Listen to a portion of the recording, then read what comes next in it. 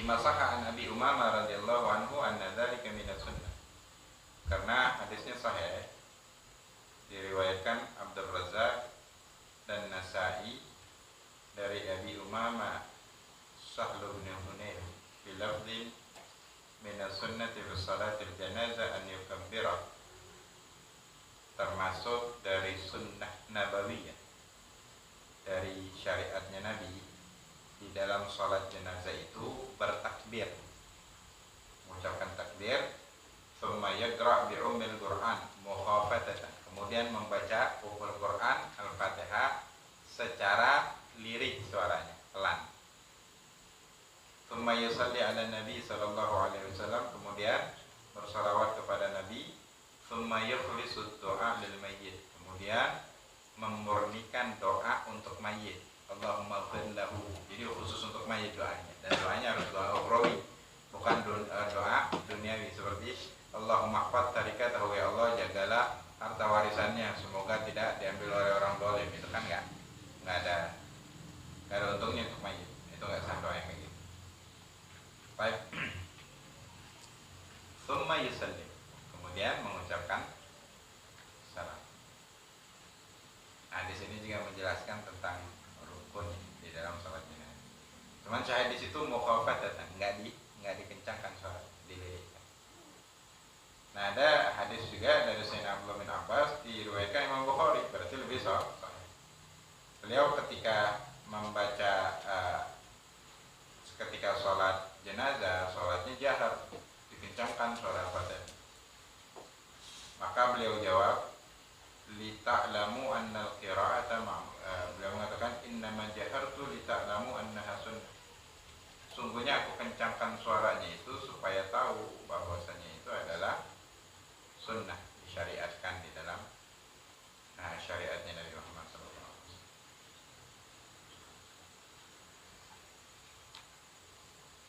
Kemudian dunal istiftah, bukan yang disunnahkan itu. Adapun doa istiftah itu tidak disunnahkan. Wa ta'awud, disunnahkan ta'awud lil Fatihah, untuk membaca Al-Fatihah setelah takbiratul ihram. Setelah takbiratul ihram, itu takbir yang pertama kan takbiratul ihram, habis itu membaca Fatihah. Baca Fatihah itu sebelum baca Fatihah disunahkan ta'awudz. A'udzubillahi minasyaitonir rajim, baru baca Fatihah. Dunal istiftah. Akan tetapi doa istiftah tidak disunahkan. Allahu akbar kabira, alhamdulillahi katsira, subhanallahi bukratan wa asila. La ilaha illallah. Wajjahtu wajhiya lilladzi fatara samawati sampai akhir ya. Doa istiftah ini kan di salat lain hukumnya sunnah, di salat jenazah itu pengecualian. Makanya kan ketika pembahasan doa istiftah di sunnah-sunnah salat ada 5 syaratnya. Yang pertama, di selain salat jenazah. Yang kedua, tidak disunnahkan untuk masbuk. Masbuk itu orang yang masuk shaf, dia tidak dapat waktu yang cukup untuk baca Al-Fatihah. Jangankan doa istiftah, doa ta'awudz pun nggak dianjurkan dia baca. Jadi habis Allahu Akbar langsung Bismillahirrahmanirrahim. Baik. Jadi ini sunnah yang bersyarat ya. Kalau salah penerapan syaratnya bisa fatal ke sholat. Bisa fatal ke sholat. Karena kalau dia baca ta'awudz, imam sudah inna a'tainakal kautsar, dia baru takbiratul ihram, Allahu akbar, dia baca doa istiftah. Wa shalli li rabbika wanhar inna syani'aka huwal abtar. Dia belum baca Fatihah, itu baru doa istiftah. Imam ruku, dia ikut ruku, batal salat. Karena dia tidak dibolehkan ruku sebelum membaca sesuatu dari Al-Fatihah yang kalau dia nggak baca doa istiftah masih kebaca Fatihah itu seukuran itu. Nah kemudian kalau dia dapat imam di ruku dapat 1 rakaat, kalau nggak dapat imam di ruku rakaatnya nggak dapat, fatal kan jadi. Nah kayak gini Kan orang sholat kadang banyak main tembak aja, kayaknya saya ini main tembak aja. Anggap ibadah itu pakai kayaknya. Ntar di hari kiamat bakal tahu mana yang kaya itu. Nah, untuk sholat jenazah tidak disunahkan. Kenapa? Karena sholat jenazah itu diminta untuk singkat, supaya mempercepat penguburan jenazah. Karena dari awal kan ketika bab jenazah jelaskan kalau sudah yakin kematiannya cepat diupayakan untuk dikebumikan. Sunnah-sunnahnya itu dilakukan, langsung dimandikan, langsung dikafanin, langsung disolatkan sesegera mungkin. Semakin cepat semakin bagus. Semakin cepat semakin bagus.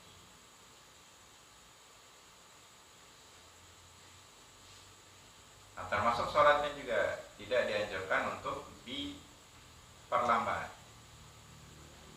Cuman begini, ada doa-doa yang sunnah ya untuk jenazah, khususnya doa untuk mayit itu panjang sebenarnya kalau dari beberapa riwayat. Cuman ada imam kita belum baca setengah lagi udah takbir yang keempat ketinggalan. Atau kenapa sedemikian rupa dibuat sesingkat itu? Bukan di Indonesia aja, di Tarim juga singkat banget.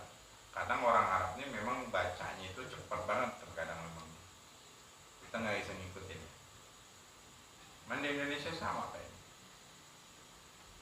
Alhamdulillah. Cuman memang konsepnya disunahkan sholat jenazah itu tidak terlalu lama, cepat. Karena pengennya jenazah ini sesegera mungkin untuk dikebumikan.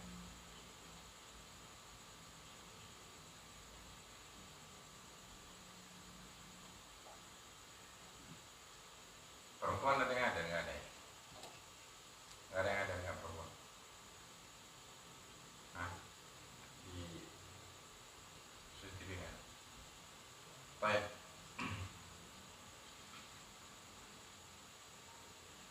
Wat surah, begitu juga surah ya.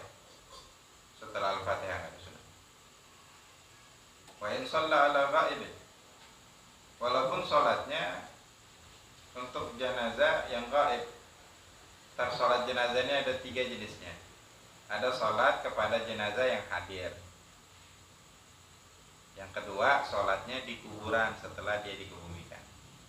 Yang ketiga, jenazahnya nggak ada, nggak di kuburan juga, jenazahnya nggak ada di tempat. Itu sholat ala ghaib. Ntar insyaallah kita jelasin. Nah, sholat ala ghaib ini kan, kenapa disunahkan di tahfif, nggak terlalu lama menyolatin jenazah, karena pengen segera dikuburkan. Nah, kalau jenazahnya gaib, nggak ada yang ditakutkan untuk orang yang menyolatin jenazah gaib gitu kan. Apalagi kalau udah dikuburin. Apakah disunahkan baca surah? Tetap nggak disunahkan. Tetap tidak disunahkan. Walaupun ada sebagian mengatakan ilahnya kan karena takut panjang, kan pengen segera dikebumikan. Kalau orang gaib tidak ada, kalau jenazah yang nggak ada di tempat, yang nggak ada yang ditakutin untuk orang yang sholat jenazah gaib, sholat ala gaib, maka disunahkan. Baik. Waktu sanu al jamaah fiyah, kemudian disunahkan sholat jenazah itu secara berjamaah. Pakaunaha bisalah tati suhuf, dan sunnahnya minimal 3 saf. Ya, kabar Muslim, dalam hadis kabar Muslim diriwayatkan Imam Muslim, ma min rajulin muslimin yamutu fayaqumu ala janazati 40 rajulan la yusyrikuna billahi syai'an illa syafa'ahumullahu fi. Ini untuk jamaah ya. Sunnah untuk berjamaahnya. Tidaklah seorang muslim meninggal kemudian ada 40 orang yang menyolatin jenazahnya, dan ke-40-nya dan mayitnya ke-40 orang itu tidak mensyukurkan Allah dengan suatu apapun, melainkan mereka 40 orang ini memberikan syafaat illa syafa'ahumullahu fi. penghantar syafaatnya Allah untuk mayit tersebut. Wa khabar Abi Dawud wa ghairihi bi isnadin sahih, itu untuk dalil dianjurkan berjamaahnya. Adapun hadis diriwayatkan Imam Abu Dawud dan yang lain dengan sanad yang sahih, ma min muslimin yamutu fa yusalla alaihi thalathata sufufin minal muslimin illa aujab. Tidaklah seorang muslim meninggal kemudian disolatkan sebanyak 3 saf, 3 barisan dari kaum muslimin, melainkan wajib. Ayo ghufira lahu ma fi riwayatil hakim. Riwayatil hakim artinya aujab itu diampuni dosanya, melainkan diampuni oleh Allah dosanya. Jadi sholat jenazah itu yang penting safnya banyak, agak beda. Untuk barisan sholatnya agak berbeda dengan sholat 5 waktu. Kalau sholat 5 waktu, jangan memulai saf yang selanjutnya sebelum saf depannya itu rapat dan lurus gitu. Kalau ini tidak, bikin 3 saf. Wa inna ma sholatu sahabat. Nah, Nabi sendiri sholatnya itu nggak berjamaah ketika meninggal Nabi. Sahabat sholatnya sendiri-sendiri. Bahkan beliau meninggal di hari Senin, baru dikebumikan di hari Rabunya. Karena masih memastikan apa benar Nabi itu meninggal. Pertama itu. Karena para Nabi itu sampai sekarang pun kalau digali nggak akan membusuk tubuh mereka itu. Dan wanginya masih tetap terpancar dari tubuh Nabi sampai sekarang. Untuk para Nabi. Dan ada 6 golongan lagi seperti para nabi, ketika mereka itu dikubur nggak hancur. Tadi pembahasan adaban menguburkan jenazah juga. Kemudian kenapa Nabi nggak berjamaah? Karena di zaman Nabi itu, ketika Nabi hidup, Nabi sendiri yang mengimami sholat jenazah 5 waktu. Kemudian juga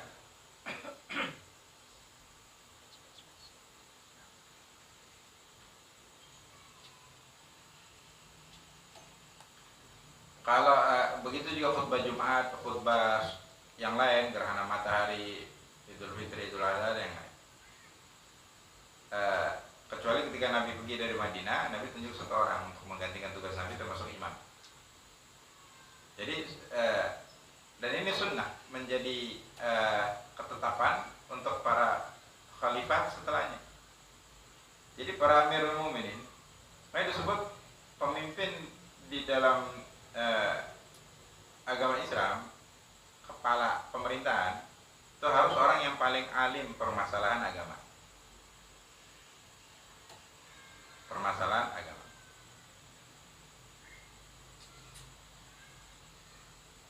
Gitu ya. Karena agama ini yang membawa kebahagiaan dunia. Benar.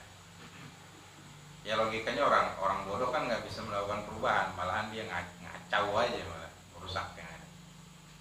Harus ya. Baik. Nah, ketika Nabi wafat, belum ada pemimpin, belum dipilih siapa yang menjadi yang memimpin ini. Kalau sudah sholat berjamaah dan sudah ditentukan imamnya, berarti dia yang menjadi pemimpin. Orang belum ditentukan. Bahkan pada saat itu, sebagian kaum Ansor, mereka berkumpul di Darut Tagaw, di suatu tempat, sudah mau mendeklarasikan salah satu pemimpin dari mereka. Kalau salah, Sayyidina As'ad bin Zurarah. Ketika dapat informasi itu setelah Nabi dikebumikan, ya, langsung Sayyidina Abu Bakar dan Sayyidina Umar datang ke tempat itu. Sayyidina Umar memberitahukan hadis dari Nabi, pemimpin itu dari Quraisy itu, dan kata Sayyidina Umar, langsung beliau angkat tangan Sayyidina Abu Bakar dan dia baiat, diikutin oleh semua yang ada di situ. Allahumma, kalau nggak salah yang dideklarasikan tadi, dia lari dari kota Madinah atau gimana? Ya ada sedikit selek lah ya. Cuman di kemudian hari dia membaiat Sayyidina Abu Bakar dan bergabung. Cuman nggak pecah ya, nggak pecah. Uh, Cuman, nah di sini istihadnya para ulama, para sahabat bermain kan jadi. Karena Nabi nggak nunjuk secara sahih. Cuman ulama, nah di sini juga Syiah mengatakan Sayyidina Abu Bakar, Sayyidina Umar, Sayyidina Utsman itu mengambil kepemimpinan dari Sayyidina Ali secara gosok. Katanya harusnya Ali bin Abi Thalib yang jadi pemimpin. Karena dalam hadis salah satu dalil yang mereka pakai ketika Nabi itu di peperangan terakhir yang Nabi hadirin namanya perang Tabuk di tahun abad ke-9 Hijriah ya. Di tahun ke-9 Hijriah.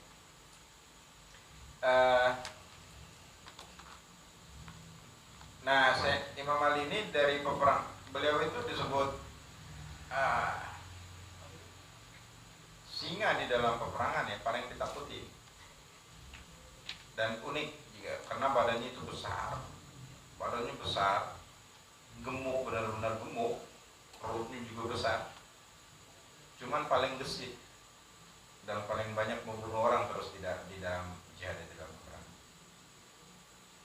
Tahu-tahu di peperangan Tabuk ini beliau ditinggalkan, padahal lawannya besar nih, Romawi yang bakal imperium, salah satu dari dua imperium besar yang menguasai dunia selama ratusan tahun, Persia dan Romawi. Romawi yang mau dihadapi.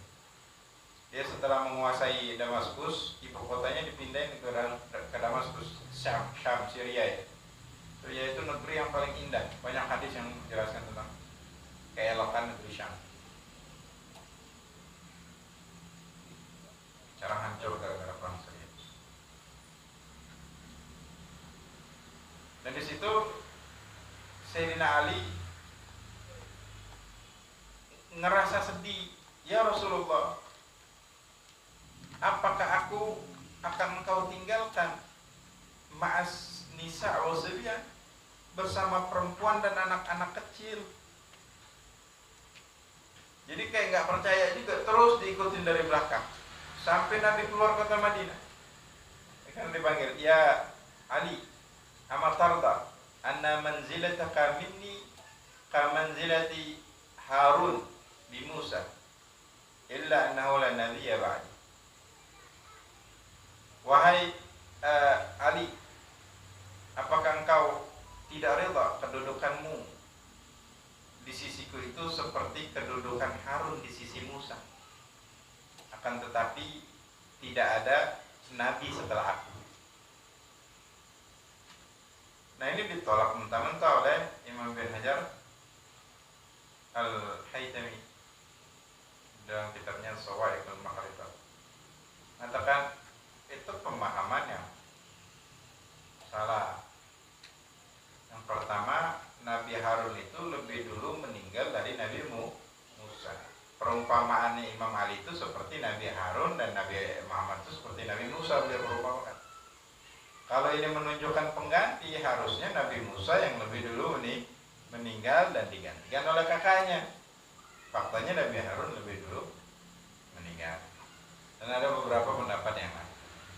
Mana Ahlussunnah wal Jamaah mengatakan indikasi yang Sayyidina Abu Bakar itu dipilih menjadi pemimpin karena ini nubuwah ya, kenabian, bukan kerajaan. Kalau kerajaan bakal diwariskan ke keluarga, minimal mantu kan, karena nggak ada pangerannya. Pangerannya meninggal lebih dulu. Kalau kerajaan, untuk menjelaskan ini agama bukan kerajaan, kekuasaan di dalam. Indikasi Sayyidina Abu Bakar menjadi pemimpin itu ada namanya Syiah Imamiyah. Dia mempunyai 12 imam yang dikultuskan. Bahkan mereka mengatakan darajatnya itu lebih tinggi dari para nabi gitu. Ini bahaya, bisa kemurtad. Para pemimpin. Yang pertama adalah Imam Ali bin Abi Thalib. Dia mengatakan tiga khulafaur rasyidin itu gosok, ngambil secara gosok kepemimpinan dari Imam Ali bin Abi Thalib. Indikasinya ketika Nabi itu sakit, ada 17 sholat totalnya yang Nabi benar-benar sakit, benar-benar begitu berat sakitnya ya. tidak bisa Nabi mengimamin 17 sholat itu. Karena sahabat udah nunggu, Nabi perintahkan Sayyidatuna Aisyah untuk memberitahukan ayahnya supaya menjadi imam sholat. Cuman ayahnya itu Sayyidina Abu Bakar. Sayyidatuna Aisyah tahu ayahnya ini hobi nangis ya Rasulullah, dia nggak kuat, cari yang lain aja. Sampai 3 kali Nabi ulangi. Kata Nabi enggak, harus dia gitu. Intinya begitu. Karena Sayyidina Abu Bakar yang ganti. Sampai 17 salat. Itu salah satu indikasinya. Ada lagi beberapa indikasi yang lain. Karena yang mengimam ini pasti pemimpin. Karena Sayyidina Umar bin Khattab pun baiat pada saat itu. Alhamdulillah. Awalnya ada pecah ya. Cuman di dalam Khulafaur Rasyidin ini masih 4. Pintu yang pertama itu terbunuhnya Sayyidina Umar bin Khattab dan terpilihnya Sayyidina Utsman jadi khalifah setelah Sayyidina Umar bin Khattab. Nah, Sayyidina Utsman ini memasukkan dari keluarganya terlalu banyak. Keluarganya Bani Umayyah. Bahkan Marwan bin Hakam yang pernah diusir oleh Nabi dari Madinah, dia buat sebagai tangan kanannya malah. Nggak tahu itu istilahnya Sayyidina Utsman ya. Sayyidina Utsman itu sih baik. Cuman ini anak buahnya yang buat. Terbunuhnya Sayyidina Utsman bin Affan itu yang buat pecah. Akhirnya dalam sejarah itu. Cuman kita nggak bisa percaya karena namanya sejarah banyak versi. Karena terjadi perang saudara kan dalam jumlah yang besar. Karena banyak juga yang terbunuh. Cuman ya versi yang mana? Banyak versi yang mengatakan ada campur tangan pihak yang ketiga yang buat fitnah. Jadi bukan murni dari para pemimpin kaum muslimin. Baik. Karena habis itu banyak kebobrokan.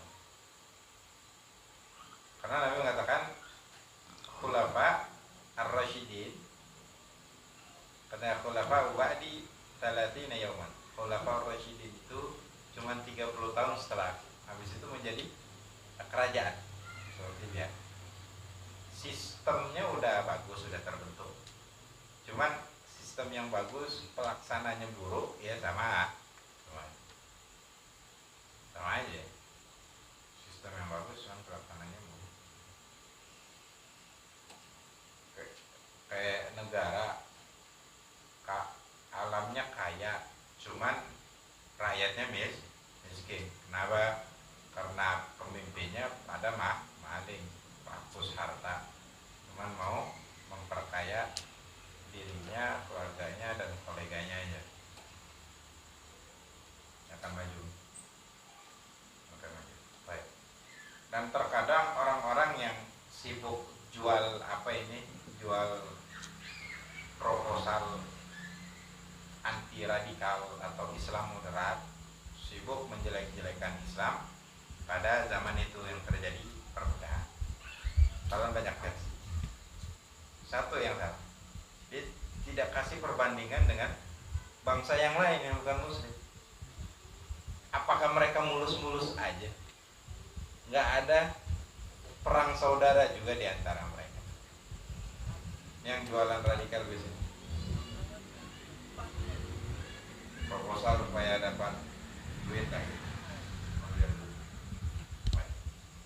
Jadi yang nonton pun kalau ada orangnya nih untuk jualan kalau di TV harus pintar. Oh kayaknya Islam jelek aja gambarannya, kenapa nggak digambarin dengan yang lain juga? Kalau semuanya sama, ya kenapa harus Islam aja yang digambarkan? Seolah-olah memang ada sarang teror dari dulu gitu. Dan ini musuh yang ngomong. Dan dia bawa-bawa sejarah, seolah-olah sejarah yang keluar dari mulutnya itu versi yang paling benar, dan belum tentu juga benar. Walaupun ada rujukan di kitab. Itu kalau disebut rujukan kitab ya benar aja. Belum tentu, kita nggak pernah baca kan. Belum cek juga di kitabnya di halaman itu benar yang diomongin dia. Ya. Atau mungkin tulisannya benar, cuma pemahamannya salah. Ada.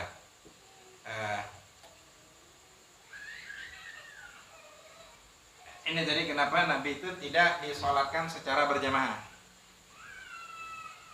Jadi tidak menjadi dalil karena Nabi tidak disolatkan berjamaah berarti tidak disunahkan sholat berjamaah. Faktanya setelah itu pun Nabi zaman Nabi pun Nabi mengimamin sholat jenazah secara berjamaah. dan sahabat setelah Nabi pun banyak. Baik. Selanjutnya gala ba'dahum masalah sa'sufu bimanzilati safil wahid fil afdaliyah. Wa inna lam yaj'al al-awwal afdal muhafazatan ala maqsud isyari min at-tanah. Bagaimana mengatakan? Tadi kan dibuat 3 saf sesuai hadis. Nah 3 saf ini, saf pertama, saf kedua, saf ketiga di dalam afdaliyah sama. Saf pertama bukan berarti lebih besar pahalanya, karena yang diminta 3 saf. Beda dengan sholat yang lain, sholat wajib ataupun sholat sunnah, keutamaan saf awal itu luar biasa. Kalau ini nggak sama, afdoliyahnya sama, pahalanya sama, tidak berbeda. Yang di depan coba maju biar belakang nggak terlalu jauh. Berpindah hujannya berhenti. Pindah lagi capek.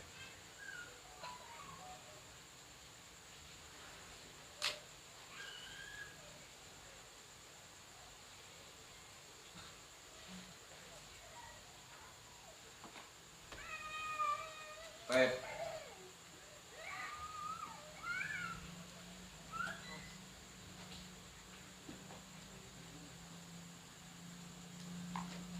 Kemudian sholat jenazah itu disunnahkan di masjid. Ya khabarin Muslim berdasarkan hadis Imam Muslim. Di masjid ya. Langgar musola itu bukan masjid. Jadi kalau dilanggar musola depan rumah di lapangan juga sama. Nggak ada beda. Langgar musola bukan masjid. Nah, kita udah berulang kali itu membedakan mana yang langgar, mana yang masjid. Masjid itu harus diwakafkan masjid. Walaupun cuma 2 meter kali 2 meter. Masjid itu kalau diwakafin. Bukan kalau kecil belum renovasi masih langgar, udah renovasi sholat Jumat jadi masjid. Nggak bisa, itu wakaf masalahnya. Kalau wakaf tuh nggak akan berubah.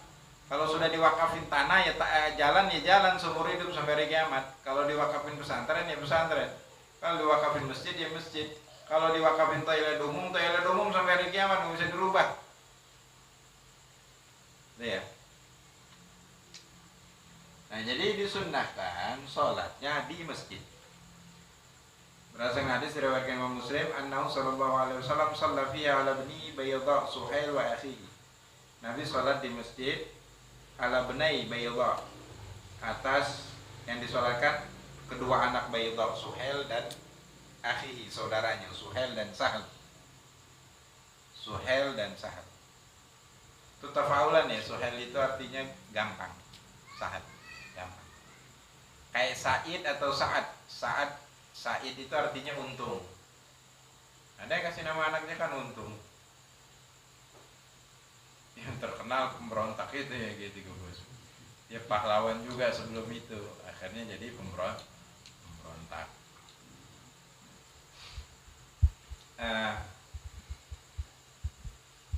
Tafaulan artinya doa kita. Semoga hidupnya penuh keberuntungan macam itu. Yang disebut ada istilah nama itu adalah doa itu maksudnya. Baik.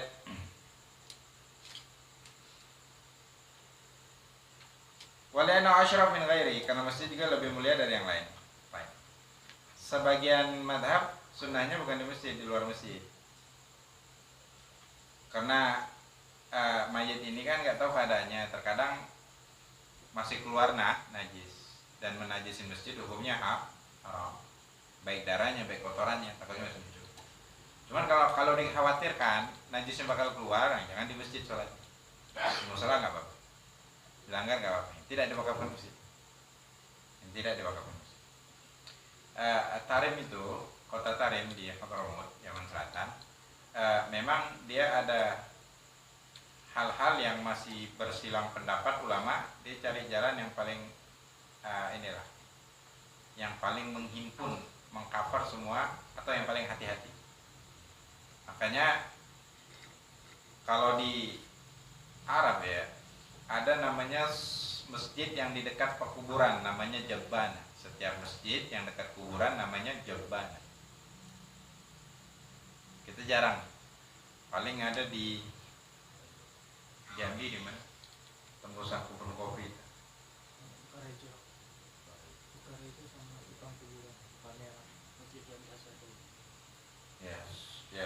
Palmera itu yang dempet ya. Kalau Sukarejo itu enggak dempet ya.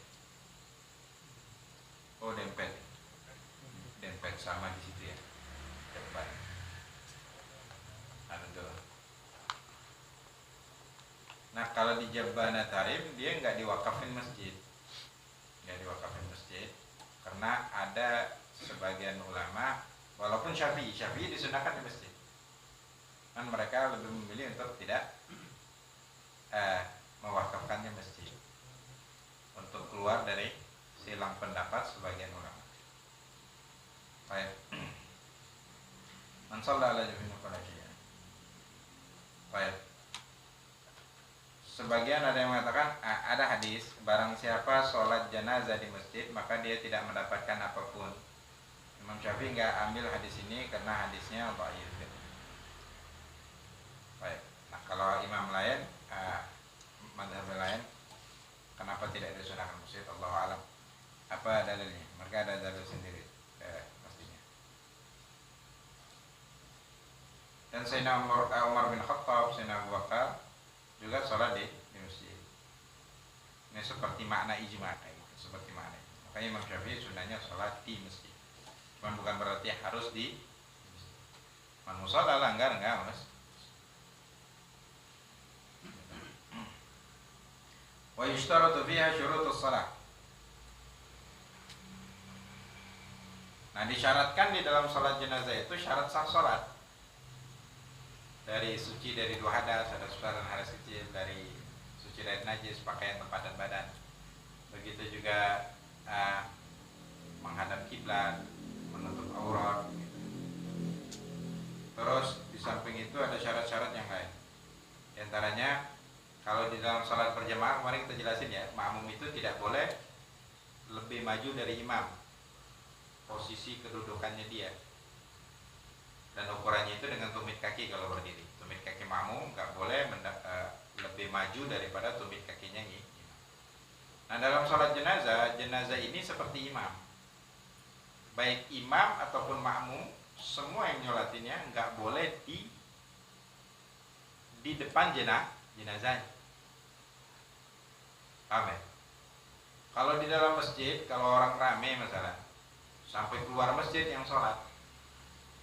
Oke. Nah yang selurusan dengan pintu masjid itu sah. Oh kalau masjidnya tanpa tiang kayak di Masjid Agung, jenazahnya di mihrab, sholat imamnya. Yang selurusan dengan imam itu sah. Kalau saking nggak dapat tempatnya, ada orang sebagian sholatnya yang di samping kiri dan kanan yang di luar masjid, dia sampai maju ke depan mendahului lebih maju posisinya itu, posisi dia tempat berdirinya daripada jenazahnya. Nah ini sholat tidak sah, tidak sah. Sholat berjamaah pun begitu nggak sah kan? Kita jelasin ya, kita sering jelasin. Baik. Yang istilah sop terputus itu. Kemudian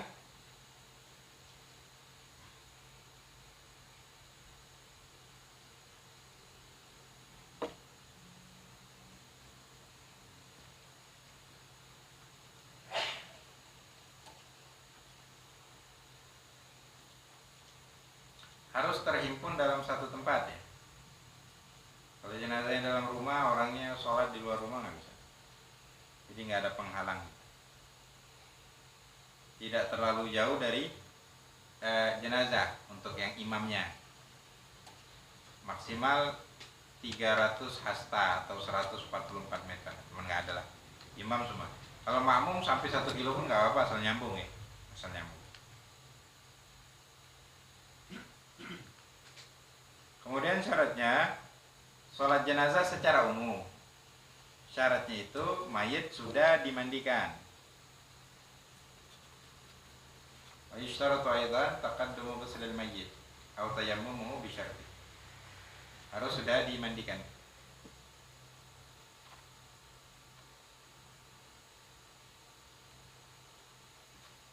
Walaupun belum dikafanin, cuman makruh kalau belum dikafanin. Afdalnya sudah dikafan.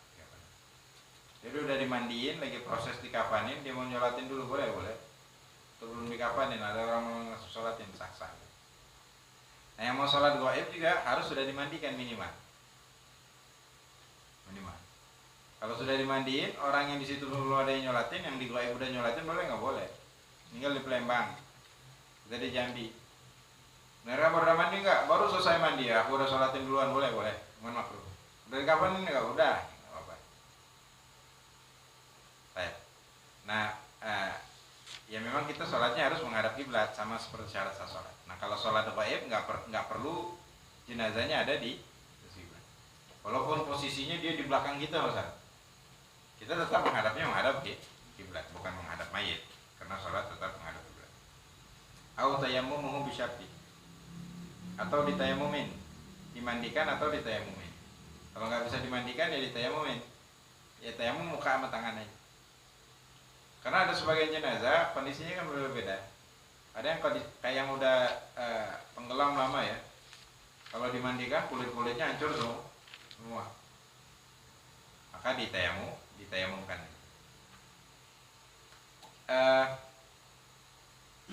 Atau yang korban kebakaran, kalau dimandikan bisa hancur semua bagian yang tersisa dari tubuhnya. Nah, ini ditayamumkan. Cuman nggak bisa dimandiin, kalau nggak bisa disolatin kalau tanpa mandi, tanpa tayamum, nggak bisa. Nah, yang agak lucu masalah COVID kemarin, ditayamumin, cuman debunya di atas apa? Di atas plastik. Harus kan muka sama tangannya dikenain debu. Proses pemulasaran disebutnya. Itu nggak tayamum itu. Jangan dipaksain juga tayamum gitu. Nggak usah pakai debu lah. Yang ketahuan kamera aja juga itu pakai debu, ya nggak. Kalau ketahuan kamera mungkin ya bodo amat lah. Penting langsung dibuburin. Ya, yang idealis dengan tugasnya ya mungkin ya. Cuma ya percuma aja kalau plastik didebuin ntar.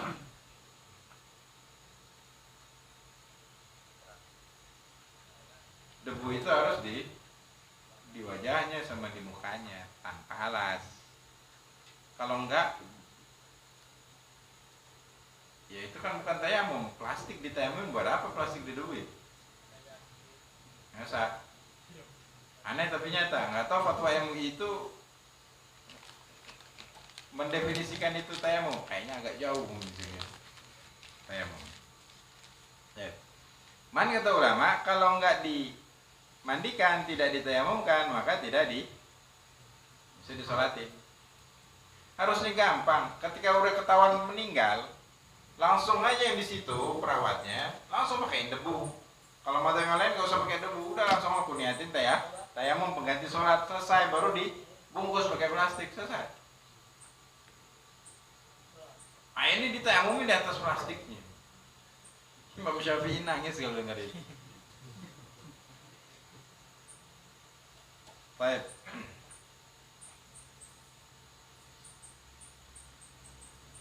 Jadi definisi tayamumnya juga ya harus ada. Dan jangan dipaksakan.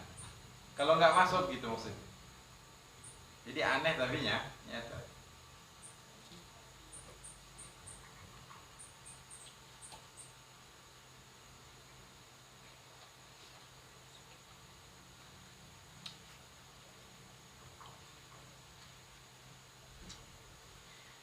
Yang tayamum juga anak kecil yang belum dikhitan,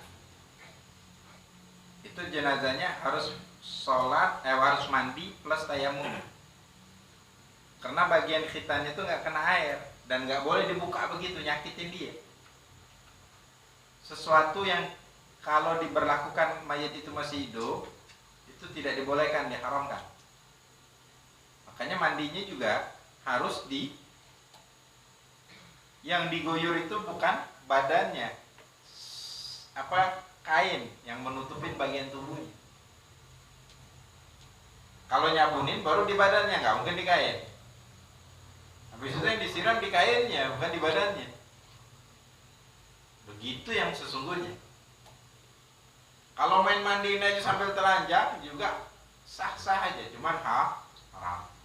Kayak mandikan kan yang kan yang afdol itu yang pintar masalah mandi jenazah, yang pintar teori dan praktek. Kalau kita pernah belajar cuman nggak pernah mandi agak bingung juga.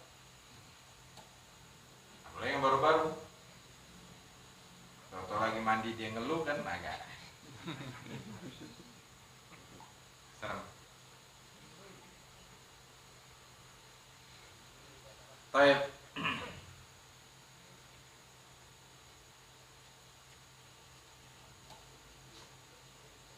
Wa istaratu taharat kafannya ayatan ila faragis shalah. Kafannya juga harus dalam keadaan suci, nggak boleh najis sampai selesai sholat. Belum disolatin keluar najisnya, ganti lagi kafannya. Sholat kalau mandi nggak perlu diulangi. Keluar lagi, kan disumpel sebenarnya kemarin waktu mandi kan tempat-tempat yang bakal keluar najis itu kan dikasihin kapas supaya kalau takut keluar najis bisa terhambat. Makanya diminta disegerakan untuk disolatkan. Masalahnya ini. Dan sholatnya jangan terlalu panjang, takutnya keluar najis, batal dulu sholat. Apalagi yang dia itu memang meninggalnya terus-terusan darah atau najis keluar karena penyakit ataupun tabrakan ataupun yang lain. Falau mata bihadmin aw nahwi. Kalau seorang meninggal karena terjebak longsor dan tidak ditemukan, aw kan waqa fi bir, seperti dia masuk ke dalam sumur yang sempit, aw bahrin amik, atau di dalam lautan yang begitu dalam nggak bisa dicari, seperti ini ya TNI kita yang kemarin kapalnya itu jatuh sampai ke permukaan laut. Itu jangankan jasadnya, kapal itu aja puing-puingnya hancur karena tekanan udara yang itu ya. Apa yang bisa menghancurkan di dalam situ. Faqad ta'adzara ikhrajuhu minhu wa tuhruhu. Tidak memungkinkan untuk dikeluarkan. Kayak di penggalian peti ya. Yang nggak tahu tentang peti orang Bangkok ngerti ya. Peti itu apa namanya? Penambangan emas tanpa ini. Ada emas di Jambi, ada. Nggak banyak sih. Dulu ada gunung situ, Gunung Masurai namanya, meletus. Jadi kandungan emasnya yang di gunung itu meletusnya kapan? Sebelum Belanda masuk Indonesia mungkin ya. Ratusan tahun yang lalu ya. Jadi ketika orang nyawa tahu-tahu dapat emas, lagi banyak emas. Jadi setelah diteliti daerah sebagian ini aja, namanya daerah apa di sana? Daerah Bangkok itu. Orang Bangkok tahu lah. Di sana banyak emasnya. Ada yang ngumpulin sampai 1 kilo, 2 kilo dijual. Cuma tanpa izin dan merusak ekosistem alam. Dan tanah itu tanah dia memang yang digali mungkin sawahnya. Makanya banyak yang dipenjarain gara-gara. Nah, saking semangat orang yang dulu nyawa karena nggak nyawa lagi. Terus sekali jual dapat 0,5 M, 1 miliar. Ya nyawa seumur hidup belum tentu dapat segitu kan. Lebih enak. Akhirnya ada yang beli 1 eskavator, 2 eskavator untuk kerokin cari. Nah, saking ekstrimnya ada orang yang sampai menggali. Awal menggali sedikit, dapat banyak, gali lagi. Cuman manual pakai kayu aja. Akhirnya galinya nggak main-main. Di sini sungai, di bawahnya digali. Ketika itu pakai oksigen masuk ke dalam. Ketika jatuh ambruk mati semua, ada belasan orang dalam sini. BNPB nyari nggak dapat. Gimana mau di bawah sungai kayak gitu mau dicari? Di bawah sungai lagi. Cuman itu masih daratan di bawahnya, bukan di bawah air. Atasnya agak jauh dikit bawah air. Ini kondisinya gimana? Muslim ini sengaja disolat. Atau korban longsor lah yang tidak ditemukan.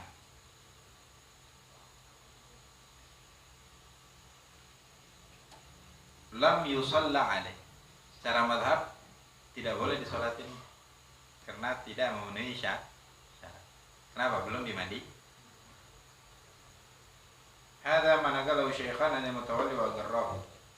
Qala bil majmu' annahu la khilafa fi. Bahkan Imam Nawawi katakan di majmu' tidak ada khilaf di situ, enggak boleh enggak ada pendapat lain. Lakin i'tadarahu jam'un minal muhaqqiqin. Cuman banyak yang menyangkal daripada perkataan Imam Nawawi di dalam kitab majmu', katanya enggak ada khilaf. Qala fil Mughni naqlan an ba'd al-mutaakhirin. Syekh Muhammad Khatib dalam kitab Mughni Muhtaj, beliau menukil dari sebagian mutaakhir mengatakan wala wajha li tarki shalah alaih. Sebagian mutaakhirin, ulama mutaakhirin yang datang setelah Imam Nawawi ya 700 ke bawah sampai di abad 11 10, nggak ada alasan untuk meninggalkan sholat li'annal maisur la yasqutu bil ma'sur, dikarenakan ada faedah al maisur yang memungkinkan bisa dilakukan, yang mudah, la yasqut bil ma'sur, tidak boleh sukut karena ma'sur, karena kesulitan untuk memandikan dan menyolati mengkafani, karena sulit ditemukan, sulit diambil. Cuman kan sholat mudah, yang mudah ya tetap nggak ditinggalkan gara-gara adanya kesulitan, beberapa kesulitan tadi maksudnya. Wali masaha wa idza amartukum bil amrin fa'tu minhu mastata'tum. Ini kaidah asalnya hadis, setiap kaidah fikih ini ada hadis yang membacking. Cuman ada yang asalnya, maksudnya asal dari kaidah. Kemudian teman banyak pengecualian juga di dalam kaidah-kaidah itu. Dalam hadis wa idza amartukum bi amrin fa'tu minhu mastata'tum. Apabila kalian diperintahkan dengan suatu perintah, maka datangkanlah perintah itu mastata'tum, sebisa kalian.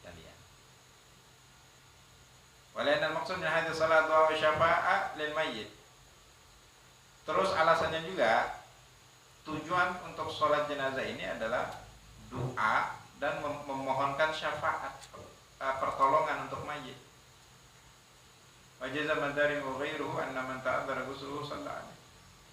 Bahkan jazim, ya, tidak ragu lagi Ad-Darimi dan yang lain bahwa mengatakan yang tidak memungkinkan untuk dimandikan tetap disolatkan. Kalau Ad-Darimi wa illa lazima anna man ahraqa fasara ramadan aw akalahu sabu lam yusalli alaih. Kalau enggak itu, kita akan mengatakan orang yang terbakar meninggalnya dan sudah jadi abu, enggak tersisa sedikit pun dari tulang belulangnya. Sama yang ditelan oleh hayawan buas, enggak tersisa dari jasadnya. Kalau begitu mereka ini enggak bakal disolatin. Wala alam ahadan min ashabina qala bidzalik. Aku tidak mengetahui ada dari ashabina, ashabnya kita yang mengatakan hal tersebut. Ini kata Darimi. Wa setelah terakhir berkalam fil masalah wal qalbu ila maqala ba'd al mutaakhirin amiyah. Syekh Muhammad Khatib Asy-Syarbini mengatakan hati kepada yang dikatakan sebagian mutaakhirin itu lebih condong ke sana.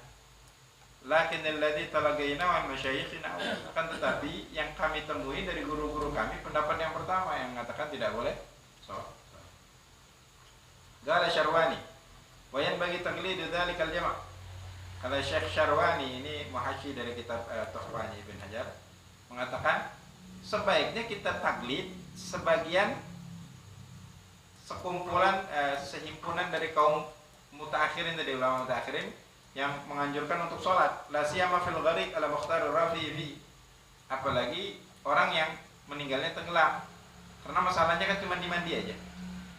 Kata Imam Rafi'i, ini pendapat lemah sebenarnya, pendapat lemah cuma bisa diikuti. Orang yang meninggal dalam keadaan tenggelam itu ketika ditemukan nggak usah dimandi lagi sebenarnya, karena dia udah mandi. Ketika mati kan udah mandi itu kan diguyur air semuanya, dia udah apalagi udah tenggelam berjam-jam atau lagi berhari-hari di situ, nggak perlu lagi dimandiin, udah cukup, tinggal sholatin aja kata Imam Rafi. Nah pendapat ini kenapa tidak diberlakukan, apalagi khususnya untuk yang tenggelam gitu. Makanya kayak di tsunami kemarin 100.000 orang mau dimandiin satu-satu, Yang hidup pun lagi dalam keadaan susah.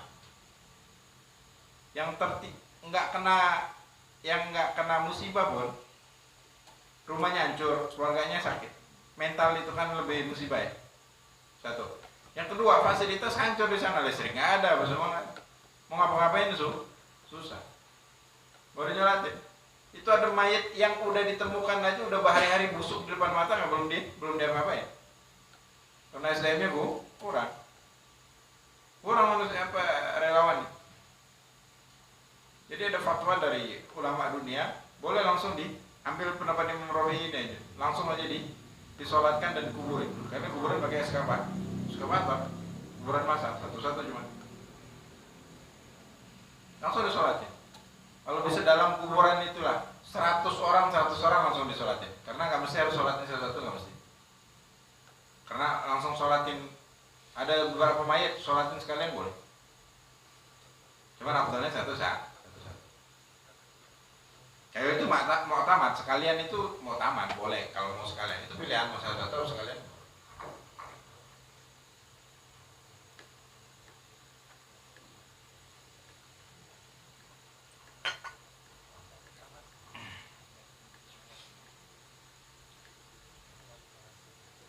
Taharruzan an Isra'il mayyit wa jabran li khatiri ahlihi. Supaya pendapat ini juga supaya tidak membuat mayat itu seperti tidak dihormati dan dihargai, satu. Yang kedua, supaya hatinya agak tenang, hati keluarga. Jadi secara mu'tamad nggak boleh disolatin, cuman ada pendapat yang membolehkan. Jadi kalaupun ada orang mayatnya nggak ditemuin, cuman masih mengadakan sholat jenazah, ada pendapat yang membolehkan. Jadi jangan juga ada ribut masalah itu. Nggak apa-apa juga, sholat aja kita, ya kan? Cuman kebanyakan nggak tahu, mungkin nggak sholat mungkin. Kebanyakan nggak sholat. Nah ini kasus COVID itu sama, yang meninggal karena COVID, nggak dimandiin, nggak ditayamum ya. Cuman kebanyakan disolatkan. Ya pendapat ini yang mengcover. Pendapat mutaakhirin yang mengcover. Kecuali benar-benar ada yang tayamum ya, yang kayak kita kata tadi. Tayamum kan 3 mazhab mengatakan nggak perlu pakai debu. Jadi asal usap aja, untuk perawat usap yang di badannya itu, APD-nya itu diusap pakai ininya, langsung diusapkan ke muka mayat. Karena virus, dia meninggal udah gara-gara virus itu, dia apa? Usapin mukanya, diusapin lagi ke tangannya. Kemudian tayamum untuk mayat yang tayamum pengganti mandi wajib untuk jenazah. Ini dalam arti seperti itu. Malah laki-laki harus laki-laki, perempuan harus perempuan. Nah, kalau darurat mungkin boleh lah. Sebenarnya tetap sah aja ya mandiin laki-laki apa semua, cuma haram aja kan. Tetap sah. Ayat. Lakin tukurang sholat alaika batakfir.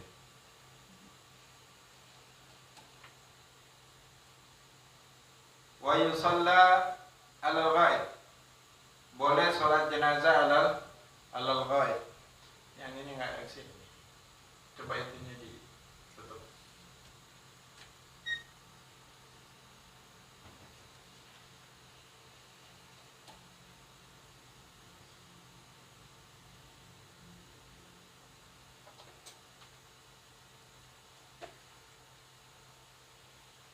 Kipas bertahun-tahun ini nggak ada yang cuci. Baik.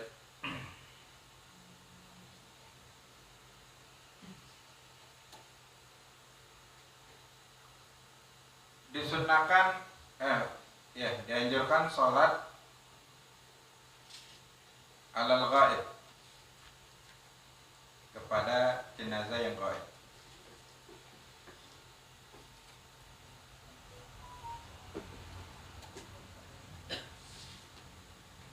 An imaratil balad aw suriha.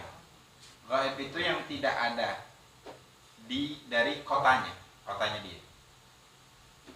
Kayak kita di Jambi, jenazahnya di Muara Jambi, Batanghari. Kalau gitu tempat yang jauh lah dari itu. Itu ghaib artinya.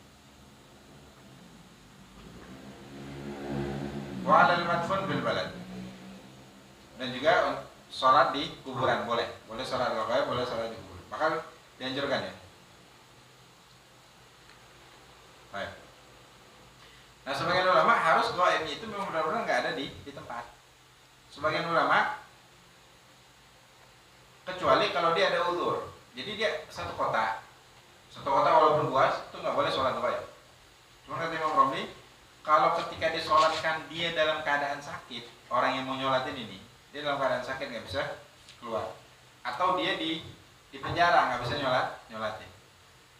Kan sholat gaib itu bolehnya kalau beda kota. Ini satu kota dia, cuma dia di penjara dan nggak bisa ngadirin. Boleh nggak dia sholat gaib? Boleh gitu. Yang Romli boleh. Atau kotanya terlalu besar, jadi susah jalan ngadirin. Kalaupun dipaksain juga nggak bakal dapat sholat jenazah. Maka boleh dia sholat gaib. Jadi ada dua pendapat. Kalau mana gaib itu memang nggak satu kota itu mananya boleh. Cuma Imam Romli dikecualikan orang yang uzur, nggak bisa datang ke tempat itu. Uzurnya itu memang benar-benar tidak memungkinkan, sulit dia ke sana. Kalau mungkin cuma karena malas saja nggak boleh. Yang ada kalau dia nggak mau datang hari ini, besok datang nyelawat, sekalian nyelawat, sholat di kuburannya boleh. Hanya itu tadi, karena bisa sholat di kuburan, orang yang gaib mungkin nggak datang ke kuburannya ya, karena jauh. Ada ulama yang tinggal di Tarim, di Jeddah, di mana di negeri Arab itu belum tentu sana kan. Boleh sholat gaib. Nah kalau yang satu kota sekarang nggak bisa, ya besoknya minggu depan atau bulan depan bisa kita sekalian ziarah, sekalian sholat di kuburan. Nah cuman ini minggu depan insya Allah kita lihat. Allah Subhanahu Wa Taala. Mudah-mudahan cerah.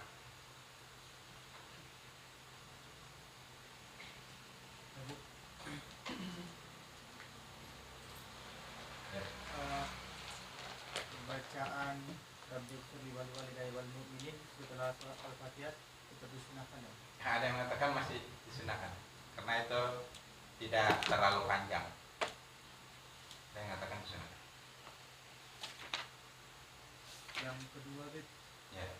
ada masih waktu dia meninggal itu najisnya keluar terus Bib. Jadi badannya itu kayak kena penyakit kulit Bib. Jadi sampai basah itu Yang keluar apa itu? Kalau darah atau nanah baru najis. Kalau selain itu enggak. Oh, kayaknya cuma putih meninggal. Enggak.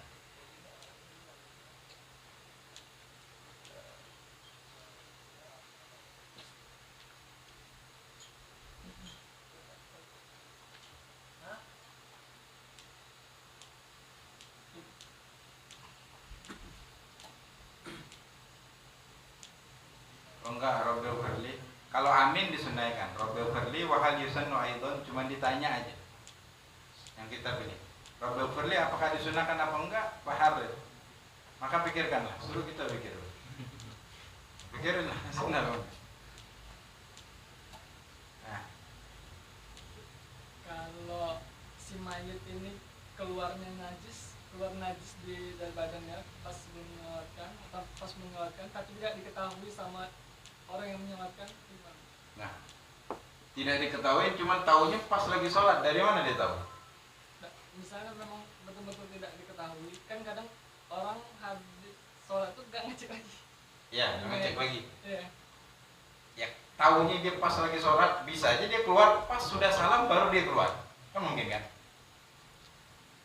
Untuk tahunya kita pas lagi sholat dia keluar. Kecuali mayat ngasih tahu ya keluar. Itu mungkin kita percaya. Malahan gagal sholat jenazah. Tidak lagi. Kalau masih diragukan, kemungkinan keluarnya setelah sholat sah-sah.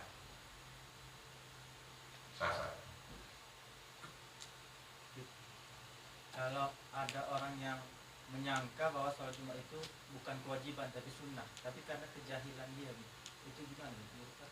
Ya, dikasih tahu. Kalau lagi sholat kan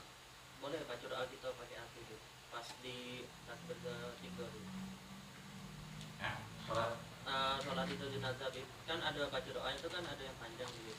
Nah itu kita boleh bawa api Bib. Nah misalnya kita ketinggalan takbir Bib, lagi baca doa tuh Bib, gimana tuh Bib? Ya apa pakai mas bukan. Cuma tetap harus kita takbir. Walaupun salam duluan, cuman tetap kita harus takbir. Kalau Mas Buk tuh tetap 4 takbir Bib. Tetap. Habis itu dan di urutan dia lah, urutan.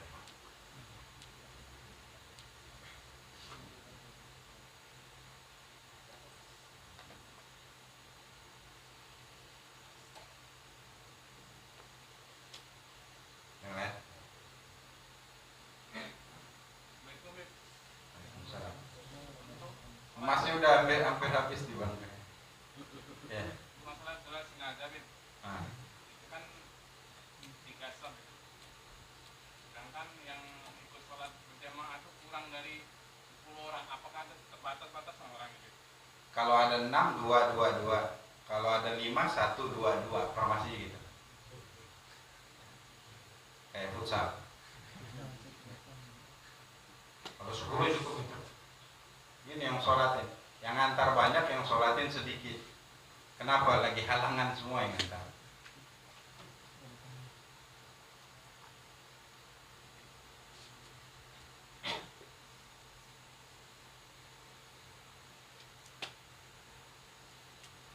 Dalam hadis man shalla 'alal maghfur ghufira lah.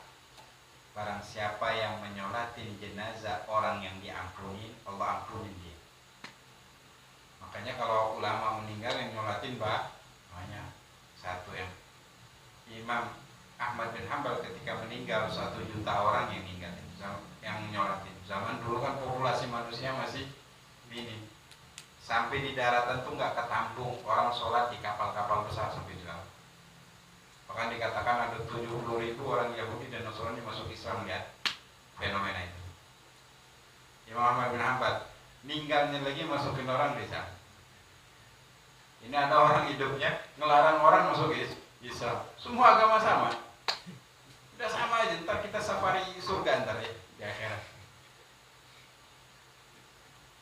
Jadi ini pemikiran yang memberontakkan manusia banget. Orang yang aneh-aneh kayak gitu. Kalau sholat gaib terdapat masuk hadis juga Bib. Ya ada ntar hadis. Nabi sendiri yang nyolatin jenazahnya An-Najasyi di Ethiopia. Dia meninggal di Ethiopia. Itu belum selesai, insyaallah.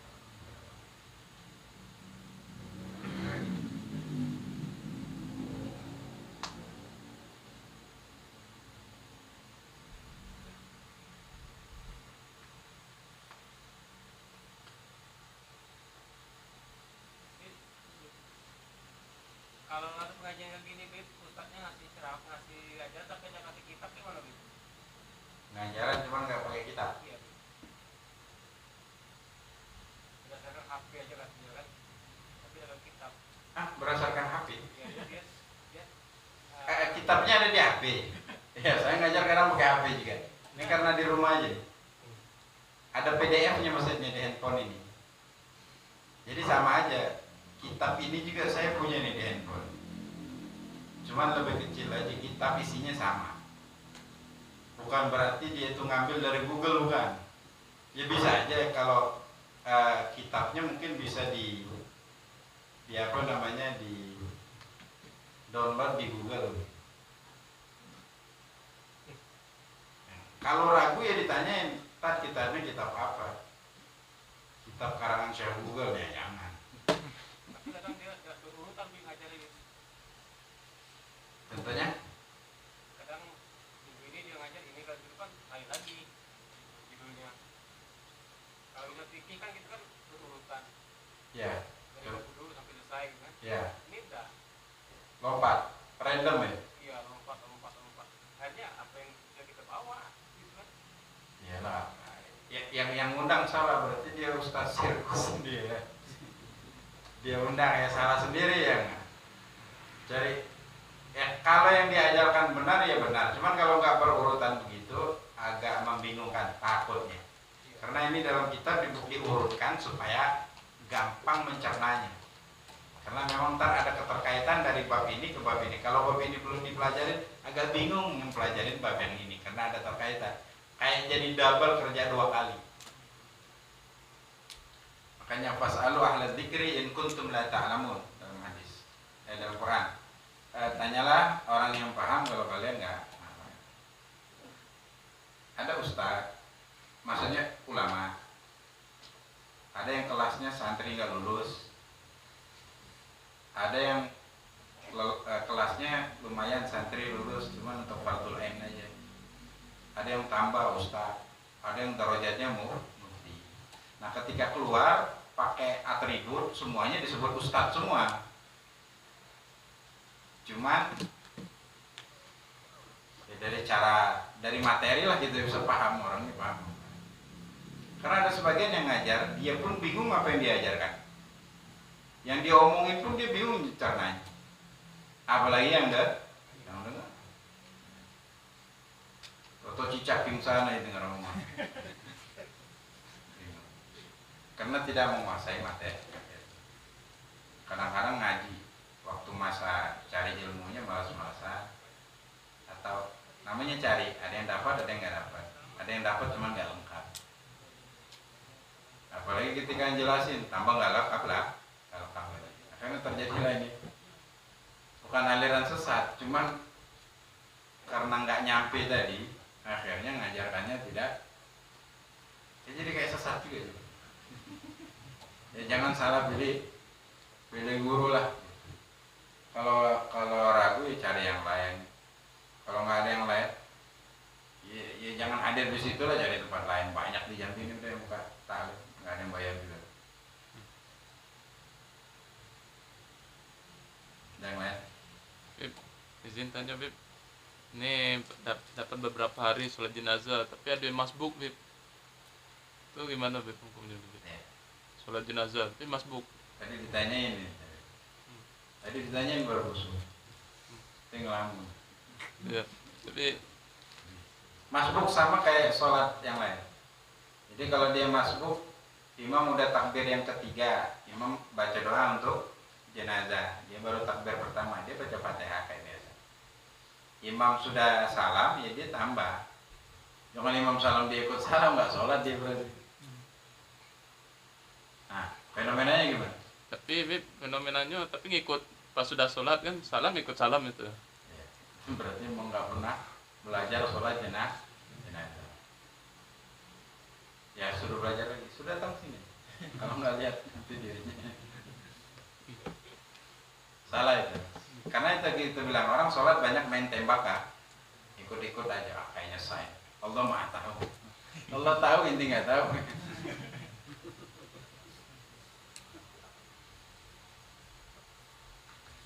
Jangan.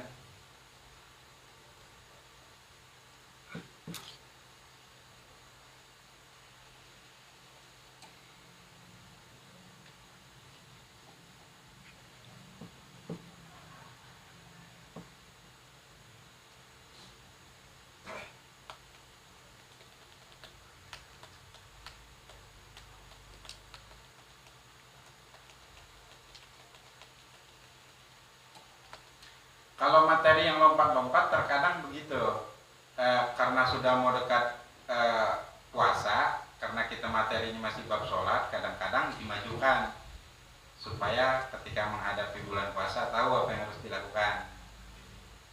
Itu karena wajibul munasabah, ada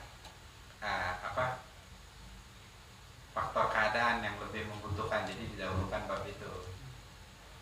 Kalau itu random, kadang bab ini, kadang bab ini, nggak tahu, mungkin kayak di online shop ya, yang dikirimnya random, mungkin nggak baca keterangan. Ini ustadz memang ustadz random keterangannya.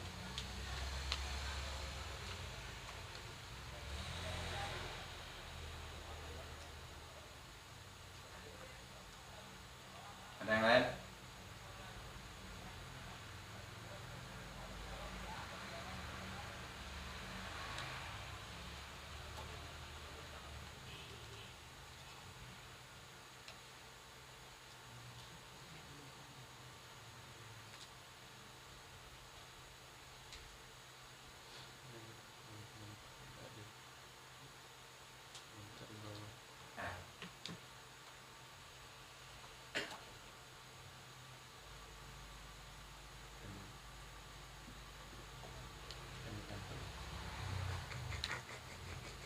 Allah Subhanahu wa taala al-Fatiha ala Rasulullah wa ila wa